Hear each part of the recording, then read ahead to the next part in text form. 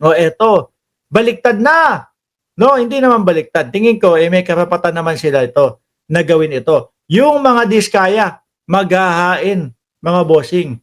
Maghahain ng kaso yung mga diskaya po. Sa ano, mga kababayan? Ito, pakita ko muna sa inyo, no? Ayan. No, sabi ng Newswatch plus PH, watch Cornelio Samaniego lawyer for the controversial Diskaya couple said his client will file the following complaint against protester who vandalized the gate of the St. Gerard construction compound in Pasig City.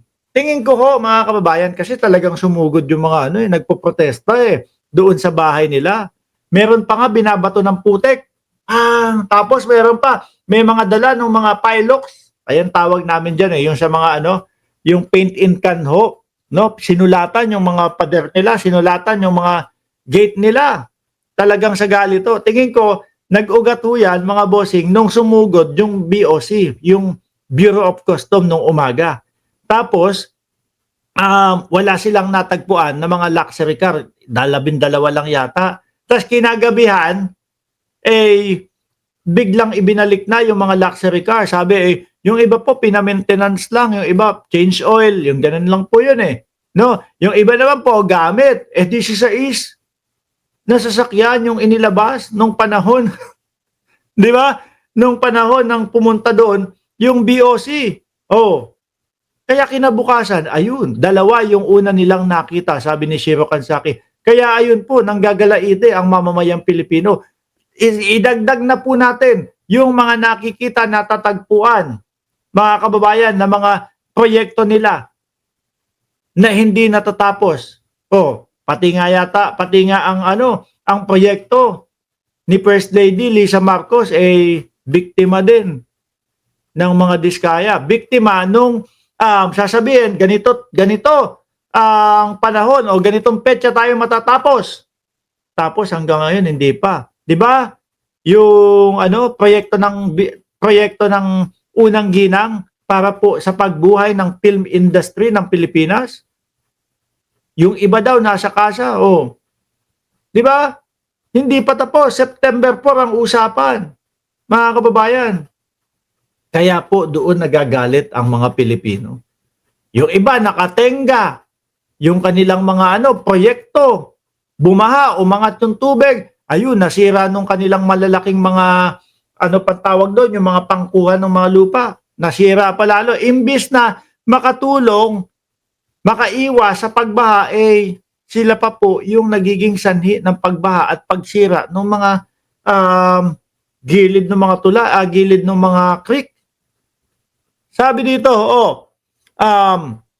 yung mga complaint na kanilang ipupush is malicious mischief, vandalismo, ayan yung pagsusulat, di ba? Unjust vexation, alarms and scandal, ayan. Sabi nung lawyer ng mga diskaya. Ito, pakinggan ho natin mismo, mga kababayan, And also alarms and scandal. Bakit? Pakinggan ho natin daming meron doon, Hindi, tsaka isa pa. Dito ako natatawa, mga boss. Isa pang dahilan nila kung bakit daw po yung mga sasakyan ay inalis doon sa compound na yon kasi nga daw po tag-ulan, bumabaha daw. Sila yung mga gumagawa ng mga flood control. Tapos sarili nilang lugar binabaha. Anak ng tokwa yan. Magpapile po tayo ng criminal complaint sa Pasig Fiscal's Office po. Magpapile daw sila ng complaint. Sabi ni Sir Buggy Arellano, Mark, may naghudas sa BOC na may raid na gagawin sa bahay. Tingin ko ganyan nga din Tiyempon-tiyempo Tiyempon-tiyempo, biruin nyo ho, mga bossing. Pagpunta nung BOC, siya namang nawala yung 16 na mga sasakyan. Tapos kinagabihan, nung wala na ang BOC, nagsibalikan na daw po. Kasi nga daw, bumabaha doon sa lugar nila. Bumabaha daw po doon sa lugar nila at ayaw nila mabiktima ng baha. Malicious mischief, vandalism, unjust vexation, and also alarms sa scandal. Bakit po ganun karami? What message? Ayun. Isa din po sa nakikita ko kung bakit nagawa ng mga kapwa natin Pilipino yon, no, yung mga protester na yon. Kasi 'di ba may lumabas na mga video sa social media na yung mga corrupt na mga opisyal sa ibang bansa, kung Malaysia ba yun o kung saan man yun, eh talagang pinapasok nila yung bahay. Siguro ganun yung naisip nila. Oh, tingnan mo doon sa ibang bansa hindi pinapalagpas yung mga corrupt. O yung sa Indonesia, si Rokansaki, di ba?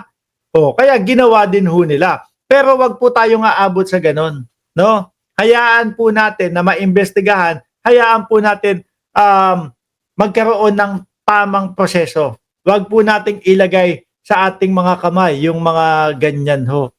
Kung magpoprotesta kayo sa harap ng bahay nila, protesta lang. Pero wag kayong maninira ng mga kagamitan, no? Kagaya niyan, mababalikan kayo. Di ho ba? Yun po yung nakikita namin bilang sa punto ng abogado po. Bahala na po ang ating prosecution kung ano po yung paano nila ma-appreciate yung ibibigay po naming mga ebidensya. Oh, yan, sabi, oh, yan, makakasuhan. Di ho ba? Kaya, kumbaga, kung magpoprotesta kayo, tingin ko, pwede naman, walang problema, doon sa harap ng bahay nila, pero huwag kayong maninira, huwag kayong mananakit, huwag kayong kahit anong gagawa ng hindi ka nais-nais sa kapwa. Yung mga ayaw nyong gawin sa inyo, huwag nyong gagawin sa kapwa. Kaya lang, talagang hindi namin kayo masisisi. Talagang galit na galit kayo eh. Yes po, iba ang batas natin, kaya ingat po tayo. Sabi ni Julie Rafael, kaya galit na galit ang mga tao, ganyan kapagong ang batas sa Pilipinas. Ngayon naman ho, mga bossing, dumito na tayo. No? Talagang tinuturo si Chis eh.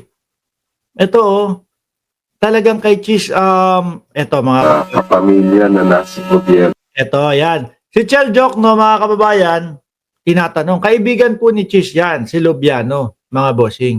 Kaibigan po ni Senator Chis Escudero, si Lubiano. Ano po? Ngayon, ito po yung controversial na sinasabing may mga kontraktor na nag-donate sa mga senators natin, ilan sa mga senador yung nabanggit na pangalan, Joel Villanueva at Chis Escudero.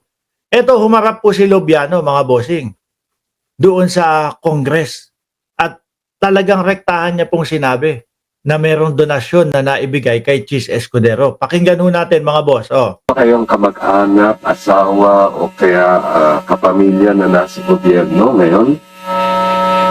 Yes po, Your Honor. Ako, meron pa. Oh, kompletos recados pa.